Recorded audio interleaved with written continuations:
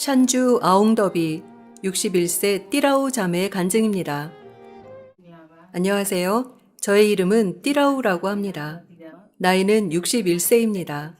저를 집회에 초대해 주신 분은 흰나리 목사님입니다.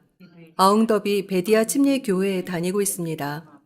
이번에 집회를 참석하게 되어서 제가 구원을 받은 구절은 요한복음 6장 47절입니다.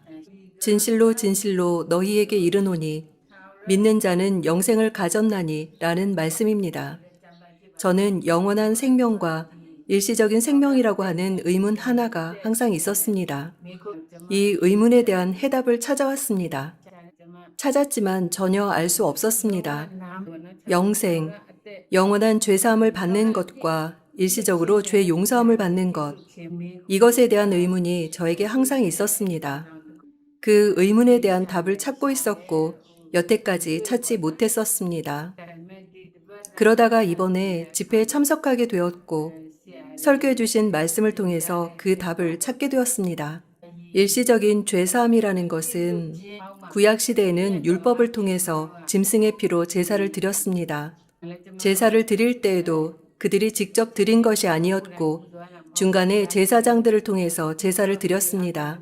그 제사는 해마다 드려야 하는 것이었고 그래서 그들이 죄 용서함을 받는 것은 일시적인 1년간만 유효했습니다. 그 구약시대의 끝에 하나님께서 저희들의 죄를 위해서 독생자를 세상에 보내셨습니다. 세상에 오셔서 저의 죄를 위해서 십자가에 죽으셨고 피를 흘리셨고 장사되셨습니다. 그리고 사흘째 되었을 때에 부활하셨습니다.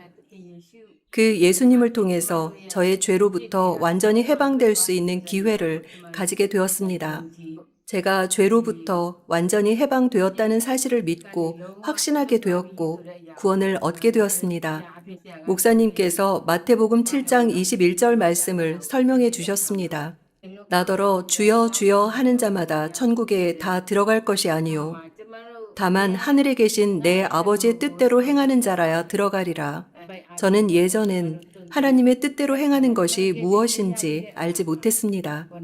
이 말씀이 무슨 뜻일까라는 생각을 가지고 성경을 읽었지만 알 수 없었습니다.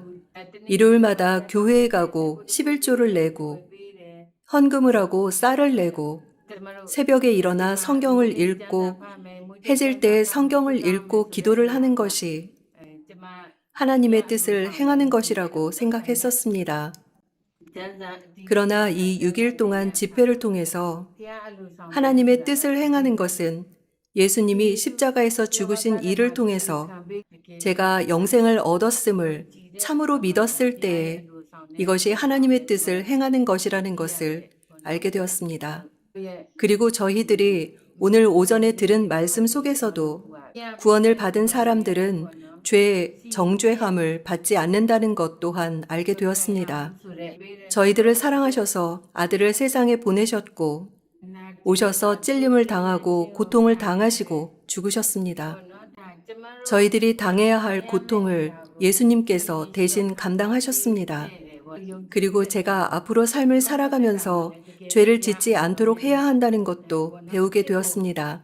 구원받은 사람이 죄를 짓게 되면 하나님께서 징계를 하시고 죽음에 내어주기까지 징계하신다는 사실을 알게 되었습니다.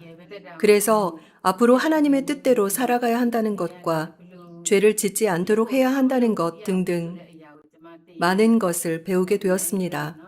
이번 집회를 통해서 저의 삶에서 참으로 구원을 받게 되었습니다. 그리고 성경을 분별해서 알 수 있는 기회를 가지게 되어서 너무나 감사드립니다.